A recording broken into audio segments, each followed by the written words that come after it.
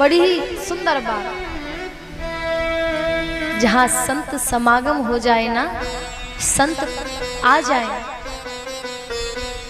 आहा हा, वो स्थान तो मानो देवालय हो जाता है। क्योंकि बिना वहां ठाकुर की चर्चा के बिना तो वो स्थान रहता ही नहीं। हाथ जोड़ करके 88,000 सौनक ऋषि हैं, श्री सूत जी से अपने हृदय की आकांक्षा जागृत करते हैं। और देखिए ना, यहाँ संतों के भाव को देखिएगा। जब श्री सूत जी के सानिध्य में बैठे हैं तो कोई भी प्रश्न, कोई भी बात बेकार ना निकल जाए, व्यर्थ की ना हो जाए, ऐसा प्रयास कर रहे हैं। क्योंकि संत का जो जीवन होता है वो दूसरों के लिए होता है, अपने लिए नहीं होता। संत हृदय परहित, दूसरों के लिए। संत सदैव अपने लिए नहीं जीते, दूसरों के लिए जीते हैं। क्योंकि इसका भी एक कारण है।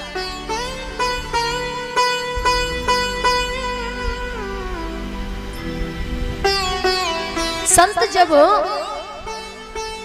अपने मन से, कर्म से, वचन से संत हो जाते हैं तो उनको मोह माया तृष्णा नहीं रहती और उनका संपूर्ण जीवन केवल इसी विचार में निकल जाता है कि जन कल्याण कैसे हो,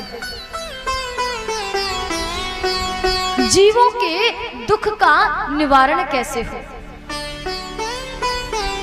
इनके ऊपर जो कष्टों के बादल, दुखों के जो बादल छाए हुए हैं वो बादल कैसे हटे, बस यही प्रयास रहता है उनका। इसीलिए संत अपने लिए नहीं जीते, संत दूसरों के लिए जीते हैं, हमारे लिए जीते हैं, आपके लिए जीते हैं। और देखो, हम और आप जब कभी भी संतों का समागम होता है ना, तो पता क्या चर्चाएं करते हैं? महाराज जी,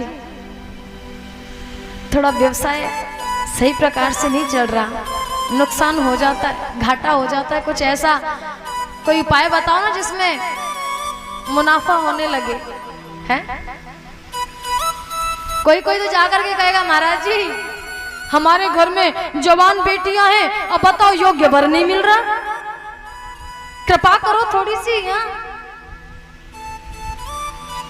लेकिन याद रखो, संत का क्षण और अन्न का कण कभी व्यर्थ ना चला जाए। अधिक से अधिक प्रयास करो संतों के मध्य बैठ करके कि प्रभु मैं अपने मार्ग से भटक चुका हूँ, हे महाराज मैं अपने मार्ग से भटक चुका हूँ, मुझे सतमार्ग बताइए, मुझे गोविंद के पथ पर चलने का साधन बताइए, मैं गोविंद की भक्ति को कैसे प्राप्त कर सकता हूँ। संसार में ये इतने जीव, मैं ही नहीं, अनेकों अनेक प्राणी कष्ट से पीड़ित हैं, दुख से पीड़ित हैं, इनका दुख कैसे दूर हो। और मैं सत्यता के साथ में कह सकती हूँ, जब आप दूसरों के लिए सोचने और विचारने लग जाओगे तो ठाकुर जी आपके दुख और कष्ट तो वैसे ही मिट देगा, वैसे ही मिटा देगा। यहाँ संतों ने अपने लिए नहीं कुछ मांगा, जो भी मांगा हमारे लिए और आपके लिए, जो भी पूछा हमारे लिए और आपके लिए।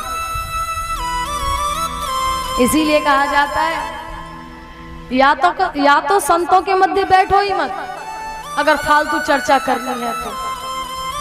और यदि संतों के पास बैठ जाओगे ना तो फिर महाराज एक बार, दो बार, तीन बार, चार बार, जितनी बार बैठोगे नई सुख की अनुभूति करोगे, कष्ट की निवृत्ति पाओगे अपने जीवन से।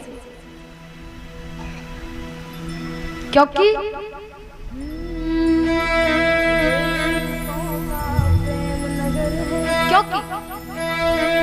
हमारे वृंदावन के रसिक जन कहते हैं, संत जन कहते हैं,